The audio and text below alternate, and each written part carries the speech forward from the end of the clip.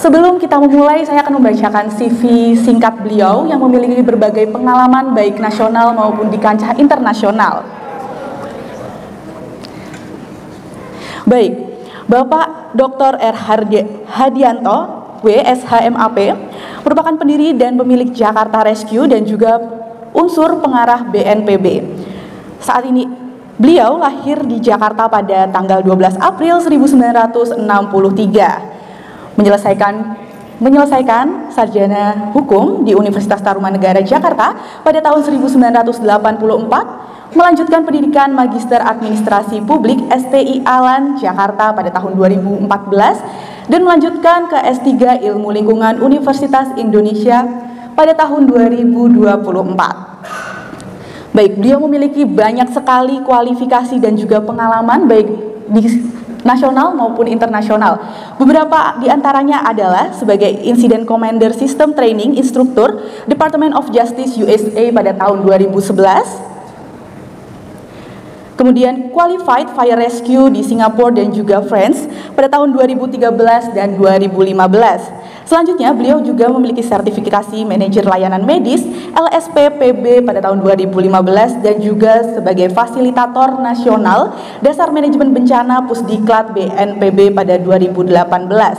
Beliau juga memiliki pengalaman sebagai tim operasional pada gempa Jogja tahun 2006, gempa Nepal pada 2015, gempa Lombok pada 2018 dan juga gempa Turki.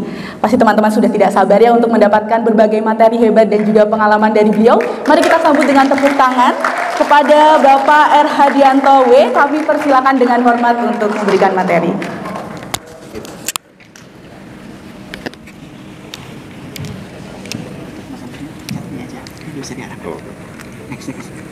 Izin Pak, boleh kami di sini? Oke. Assalamualaikum warahmatullahi wabarakatuh. Selamat pagi, salam sejahtera, puji syukur pada Allah SWT yang senantiasa memberikan kita kekuatan, ketahanan lahir dan batin. Dan atas berkat rahmat dan hidayahnya kita bisa berkumpul masih berbicara tentang humanitarian, kemanusiaan. Subhanallah. Yang terhormat dan saya banggakan adalah Pak Jajang yang tadi memiliki 5 catatan penting yang harus bisa kita laksanakan. Ada yang paham 1 catatan beliau? Kasih tahu ke saya. Apa? Anggaran. Di antaranya anggaran. Ya, kita berorganisasi tanpa anggaran kayaknya nggak bisa jalan ya. Itu ciri-ciri kita berorganisasi. Tapi beliau dari 5 yang disampaikan beliau itu adalah menunjukkan beliau seorang analisis, ya, seorang yang menganalisis situasional yang bersifat progresif. Tepuk tangan buat beliau. Kalau mentalitas pemimpin tidak progresif, tidak akan bisa seperti ini. Beliau berani menyatakan, kalian sebagai tuan rumah tidak datang tepat jam 8. Itu kata-kata sulit buat seorang pemimpin. Kata-kata sulit itu. Ya, itu hati nurani beliau sendiri yang menginginkan bahwa ketika Anda bangun pagi, Anda harus bersihkan tempat tidur Anda. Ketika Anda bangun pagi dan bisa menjadikan tempat tidur Anda bersih, itulah kelak Anda akan menjadi seorang pemimpin.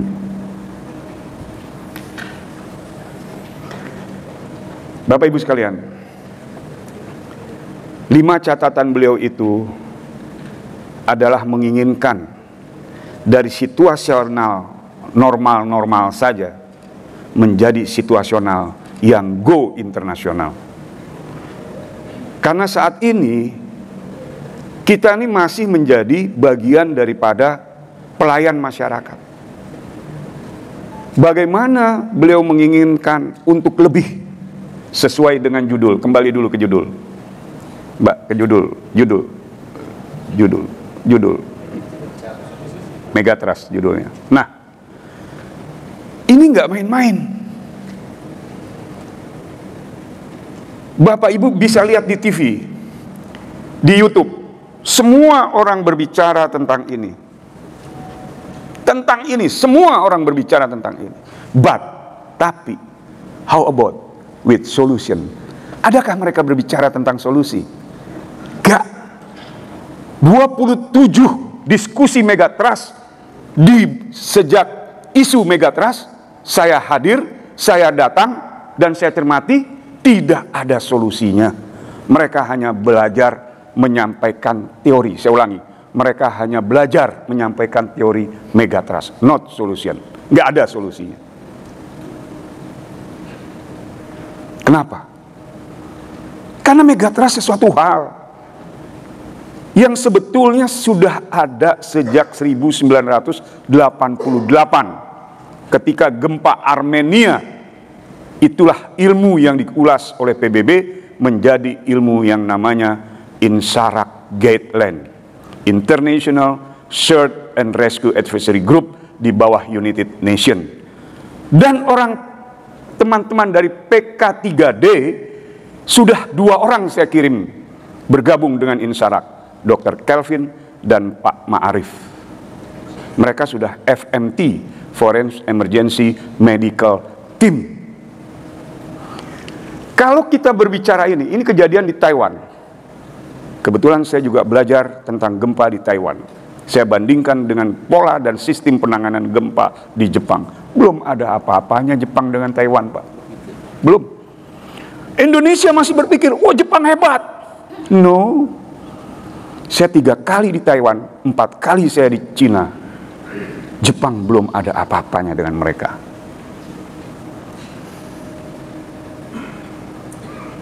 Kenapa saya harus kembalikan ke sini? Inilah kejadian yang akan menimpa Indonesia. Seperti ini, Pak. Makanya sejak 2010 kami bangun Pusdiklat Gempa di Puncak, punyanya Jakarta Rescue. Itu orang-orang 4PK3D itu sudah berlatih di sana. Ada semua teman-temannya di sini. Dan terus kami tingkatkan sampai pelatihan di bawah tanah. Banyak mereka. Dan kami latih bagaimana ada sebuah pola yang disebut dengan social disaster ketika adanya kebencanaan alam yang disebut natural disaster. Muncullah social disaster. Teman-teman PK3D sudah dapat itu. Jadi ini kompleks, Pak. Ini kompleks, tidak sekedar gambar, tidak. Mari kita renungi dalam-dalam. Gedung yang mewah ini, alhamdulillah panitia sudah mengarahkan ke sebelah sini. Alhamdulillah. Coba kalau pengarah panitianya ada yang di sini. Nih, cedet terjadi bencana. Ini minimal, maaf, pala botak kita hancur. Ini udah panitianya menyelenggarakan ke sini. Ya. Jadi ketika saya berbicara ini dan ketika saya ke sini, that is the solution of Megatrust. Orang hanya berbicara Megatrust saja kok. Coba lihat deh, semua teorinya. Patahan ini, patahan itu disebut dari sana, dari sini. Kami tahu itu ada. Tapi bagaimana dengan solusinya? Megatrust memiliki solusi terhadap integrated knowledge yang tergabung nantinya keluar di dalam 5.0. Di luar itu jangan Anda bicara Megatrust. Bohong. Sedih nih kalau melihat orang-orang berbicara Megatrust. Nggak ada solusinya. Solusi Megatrust akan maju, akan membentuk ke dalam permasalahan 5.0 nanti. Kita baru 4.0 sekarang. 4.0 aja kita kedagar-dagar kok. Makanya saya bilang kembali dulu ke diskusi ini. Luar biasa. Siapa yang buat nih? Siapa yang buat? Tunjuk tangan. Siapa yang punya ide? Kenapa kamu punya ide ini? Nah, ini saya tanya begini, ini ada solusi. Tidak semua orang bisa mengucapkan kata-kata ini. Kenapa kamu bikin kalimat ini? Kita ya, siapa? Potensi tinggi, Pak. Ya. Saya pikir karena mungkin potensi kita tinggi. Kedua, karena kita berada di gedung bertingkat yang kemungkinan sama dengan gambaran di atas, Pak. Ya. Itu yang khawatiran kita. Tepuk tangan buat beliau. Kalau saya gubernur DKI, sudah saya angkat beliau. Betul. Tapi untungnya Mas, saya belum menjadi gubernur DKI, Mas. Kita berdoa saja. Karena kalau Anda lihat semua judul, tidak ada judul seperti ini. Ini adalah sebuah imajinasi, berkaitan erat dengan sebuah proses. Pola pikir ingin melindungi rekan-rekan yang ada di sebuah gedung ini. Kombinasi psikologi dan filosofi ada di beliau. Bagaimana dengan metodologinya? Hari ini kita akan bahas, cuma karena hari Jumat saya akan percepat. Ada spidol?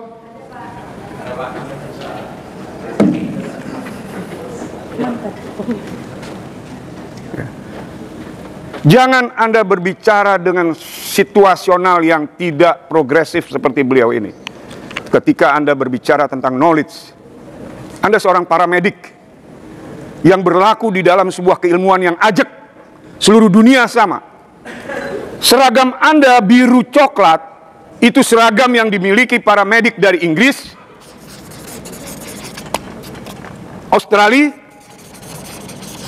Singapura, dan sekarang Malaysia. Itu sudah menandakan Anda akan go internasional. Tapi keluhan beliau dijawab dong dengan sebuah attitude, behavior yang terintegrated terhadap 3 hal. 1, metodologi. 2, psikologi. 3, filosofi. Harus terintegrated dong. Nggak ada lagi orang-orang PK3D setelah Hadianto hadir di sini seperti ambulan-ambulan yang datang berseliweran mengawal orang untuk tidak terlambat ke kantor. Sudah terbukti itu.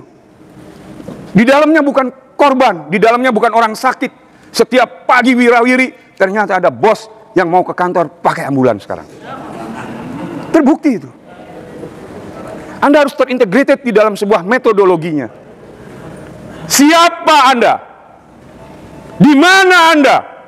Kapan Anda? Mengapa Anda seperti ini? Dan bagaimana Anda menuju ke dalam go internasional? Seragamnya sudah oke. Psikologi, how to know-nya ketika Anda sudah memahami tentang metodologi, harus berbuat apa? Itu contohnya, dia bisa membuat cerita semacam itu, judul semacam itu. Mengerikan Pak, berbicara megatrust. Nggak usah bicara megatrust. Gempa yang kemarin terjadi di Bandung saja, apakah kita bisa terintegrated ke dalam sebuah sistem?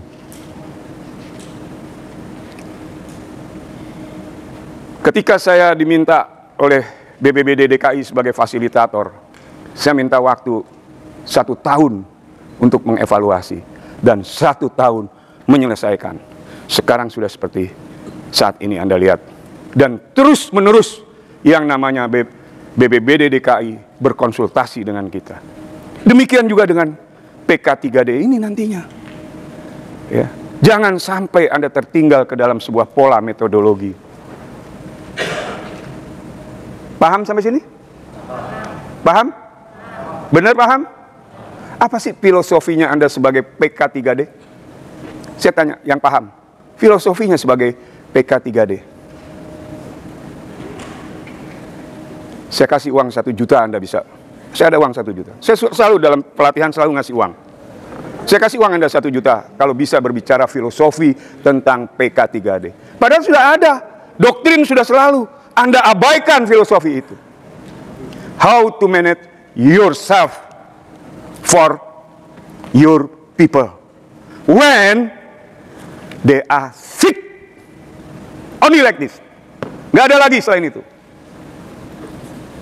Jadi kalau itu tidak ada, tidak dimiliki oleh Anda, sulit, Pak.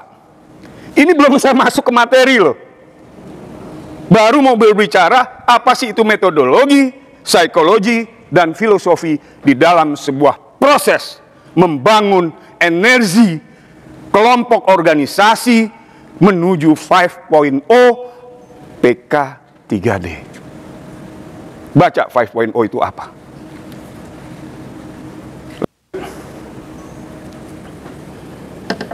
Lanjut. Oke. Inilah agenda yang akan kita bahas, agenda yang akan muncul di dalam sebuah wawasan kebencanaan dalam PK 3D. Kesiapsiagaan gempa, kesiapsiagaan kebakaran, dan kesiapsiagaan banjir. Masuk ke dalam yang namanya Megatrust memiliki 3 permasalahan pokok terhadap urban disaster.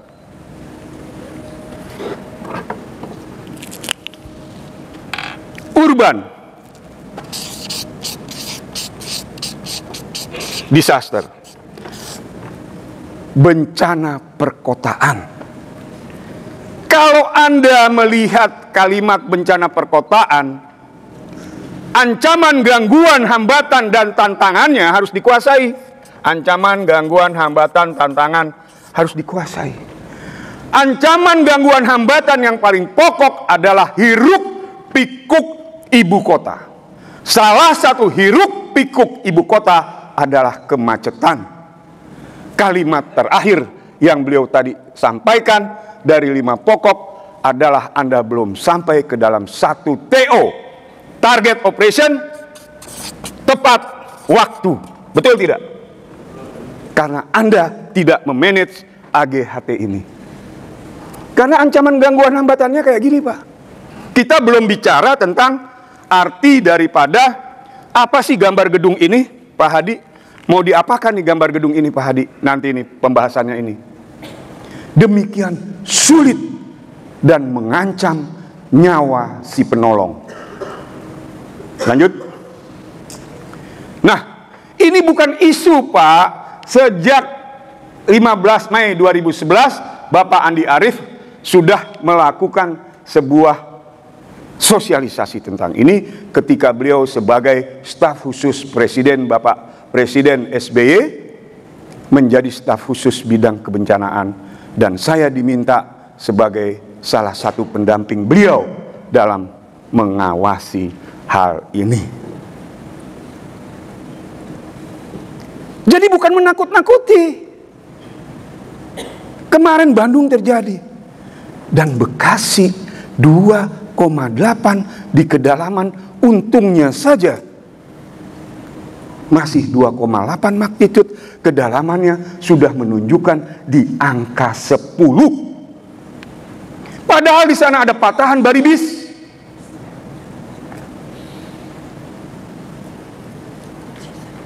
Padahal di sana juga akan terdampak terhadap patahan Lembang. Dan sampai saat ini saya masih masuk di dalam grup untuk mengawasi patahan Lembang dengan teman-teman dari ITB dan Wanadri.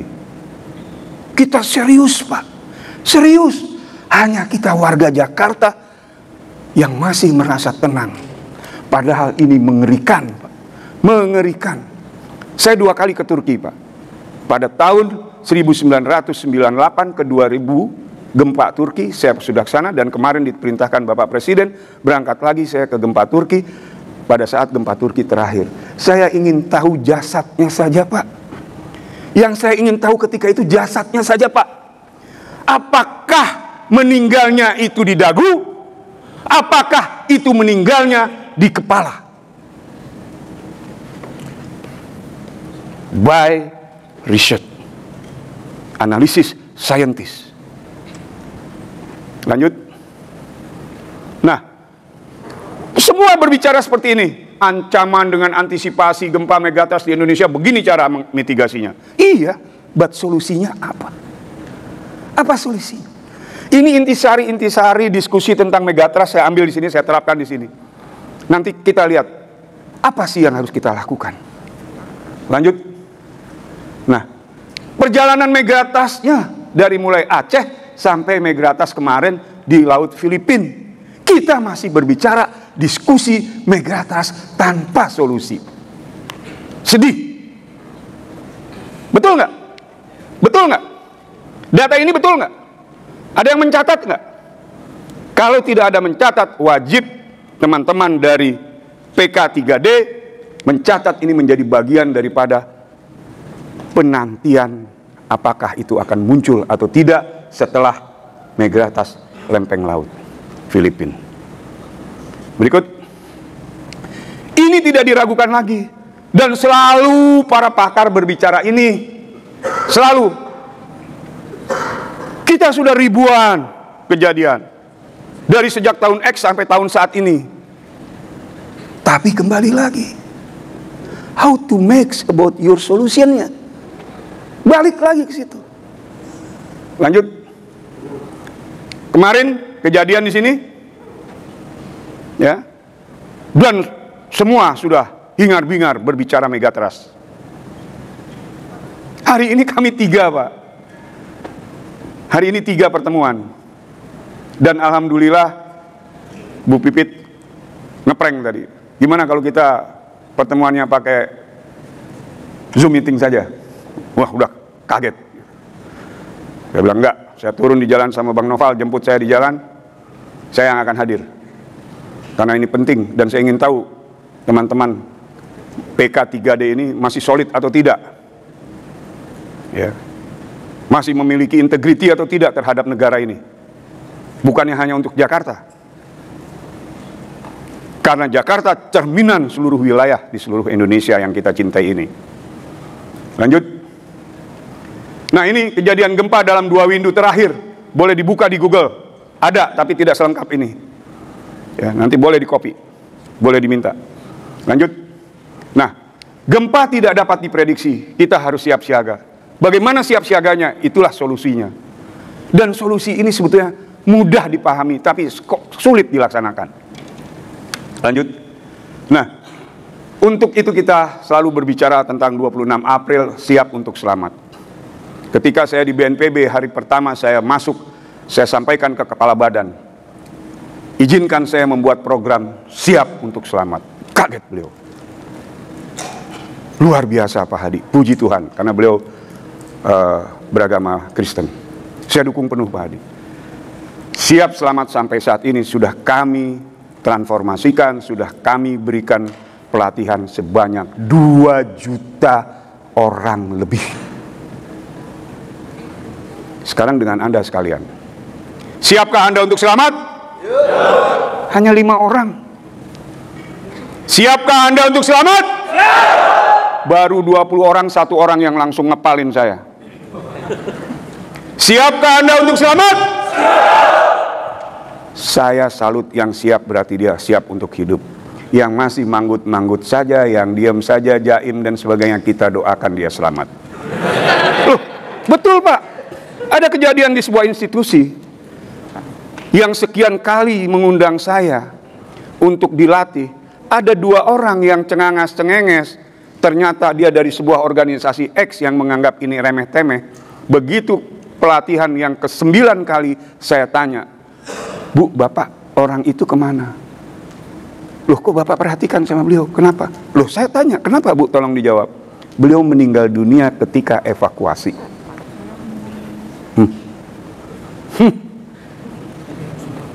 Betul, meninggal dunia ketika evakuasi. Gempanya di Pengalengan, meninggalnya di Jakarta. Pernah dengar itu ada di koran. Lanjut. Kalau kita lihat gedung bertingkat, tadi ada safety talk tentang gedung ini. Jangan terlalu panjang Pak safety talk. Safety talk itu gambar gedung, kemudian bagaimana memanage organisasi untuk kita bisa keluar dengan baik. Ya, saya sudah buatkan lebih dari 271 safety talk untuk gedung bertingkat. Nanti boleh konsultasi gratis tentang bagaimana membuat jalur evakuasi yang aman ketika kita sedang berada di sini. Jelas? Oke, lanjut. Inilah jalur evakuasi. Bagaimana mitigasinya, bagaimana mekanismenya, bagaimana peralatannya, bagaimana struktur organisasinya. Ini tidak ada sama sekali. Nah, ini solution nih. Tidak ada nih. Harusnya di ruangan ini dia akan diberikan jalur evakuasi arah utara, arah selatan, dari sini arah sana, arah sana. Kemudian bagaimana mitigasi bencana gedung ini? Mitigasi apa sih? Ada yang tahu? Pengurangan resikonya. Ketika Bapak duduk di sini, Ibu duduk di sini, terjadi megatrust, pengurangan resikonya apa? Ini udah benar nih pengurangan resiko. Tidak ada kursi di atas ini, di bawah sini. Tidak ada. Ini udah mitigasi Bapak lakukan. Sudah benar ini.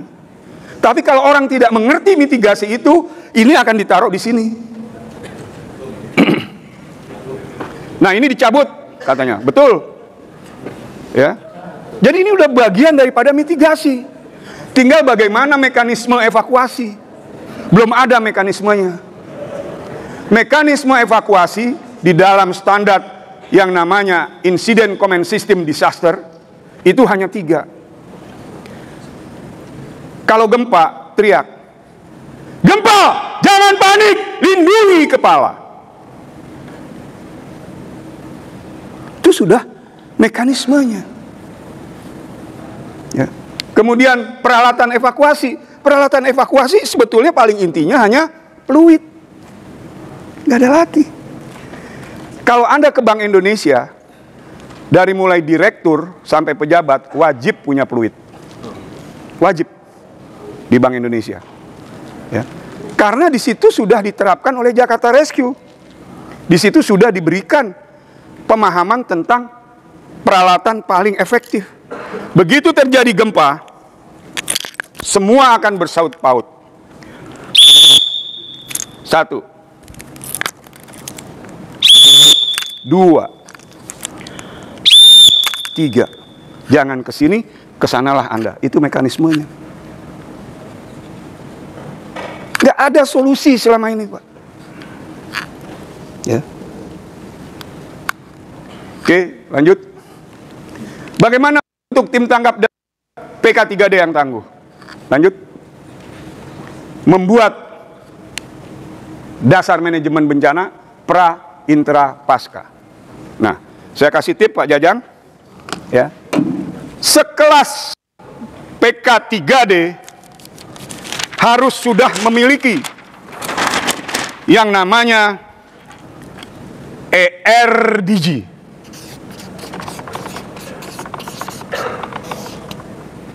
Emergency Response Disaster Group. Buatkan. 900 orang buatkan grup. Tapi mendukung ini dia harus punya yang namanya EOP. Emergency Operation Procedure.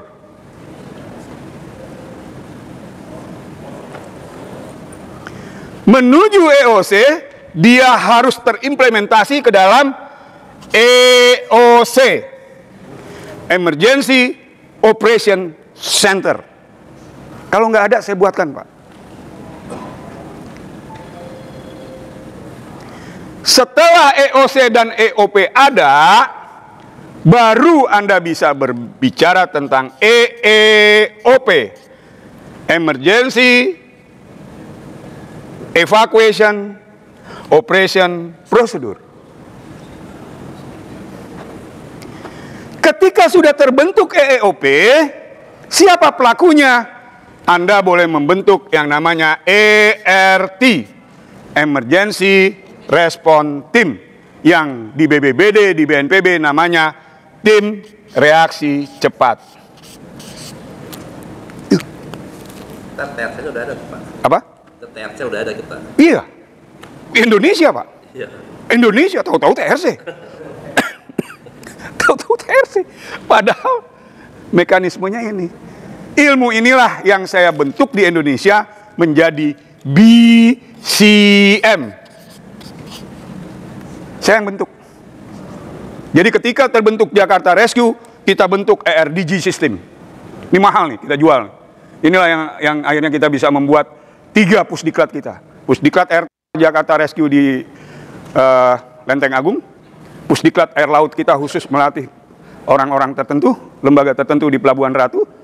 Dan pusdiklat kita di puncak 5 lantai untuk gempa dan kebakaran. Business Continuity Management. Ini pernah diuji oleh Bapak Presiden SBY ketika gempa Padang. Pak Adianto, bisa nggak 2 kali 24 jam operation? Bisa Pak, tapi tambahkan 1 hari lagi Pak. 3 hari Padang berjalan seperti biasanya. Tuh, karena ini. Sekelas PK3D harus miliki ini. Masuk ke dalam konsep PRA. Jangan malu-malu Pak. Dalam konsep PRA terjadi 3 waktu dan kondisi yang harus dimulai dari awal. Pertama, belajar. Jangan malu-malu dari tidak tahu menjadi tahu. Kemudian berlatih setelah tahu.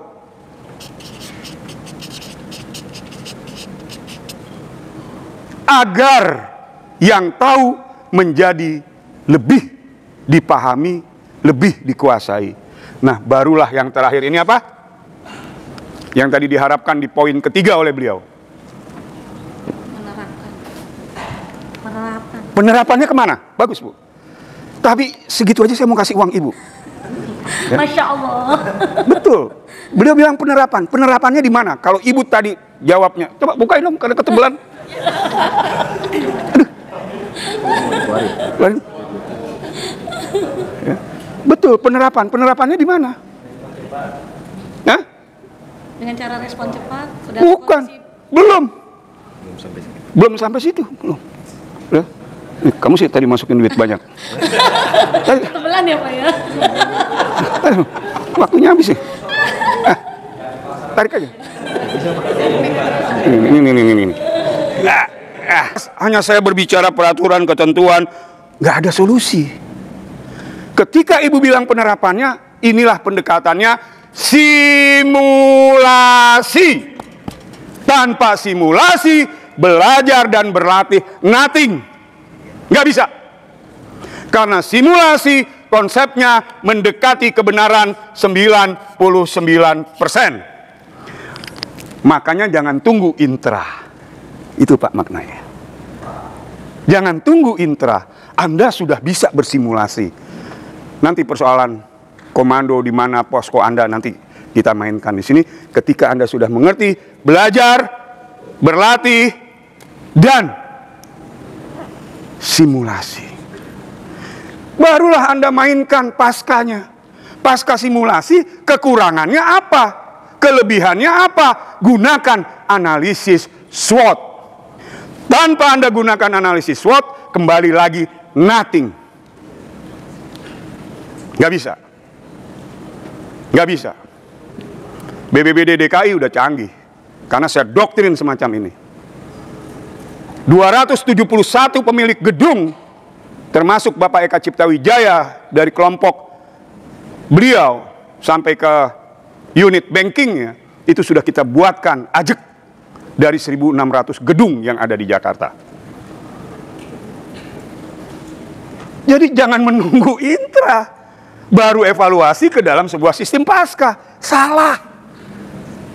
Makanya kalau Anda dengar nanti perbandingan pembicara Megatrust, dia akan main ke pembicaraan intra dengan teknis. Salah. Konseptual terintegrated ke dalam scientist. Bisa nggak mengurai ini? Oke, lanjut. Nah, lihat kalimatnya. Mengurangi resiko, mengetahui teknik, menyiapkan standar, melakukan simulasi pelatihan. Ya kan? Di peranya. Saat ini seperti ini, baru saya dengar, selama saya kenal PK3D awal-awalnya Pak, baru dari Bapak yang terbuka dengan kondisi sesungguhnya.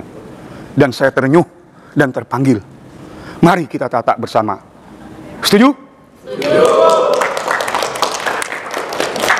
Yang terakhir adalah menyusun contingency plan. Ini sulit Pak, sulit.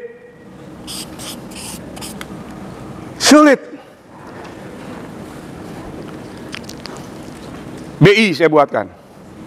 Kementerian Pendidikan Kebudayaan saya buatkan. Terakhir Kementerian Peranan Wanita saya buatkan. Tanya beliau.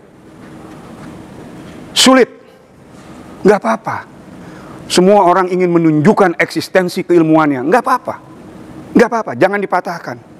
Tapi ketika kita pahami sesungguhnya area itu buat dia itu waktunya belajar, kita senyum saja, Pak. Tapi ketika dia masukkan dia dalam situasi berlatih, nah ini orang yang akan menjadi ahli ketika langsung melakukan simulasi. Dan itu kita ketemukan orang-orang seperti itu. Sehingga akan membangun peradaban baru, akan membangun budaya baru dari sebuah adat istiadat yang antah berantah. Kan kita selama ini mungkin masih pada posisi adat istiadat. Betul gak? Belum menjadi sebuah culture. Kalau sudah menjadi culture, Bapak bilang marah sama saya, Pak kita udah culture. Mana company culture-mu? Saya tunggu company culture-mu 5-10 menit. Kamu paparkan, paham, saya kasih duit 5 juta. Ayo. Itulah cara-cara berpikir progresif yang beliau miliki. Paham sampai sini? Mampu melakukan dalam prabencana? Mampu? Harus mampu.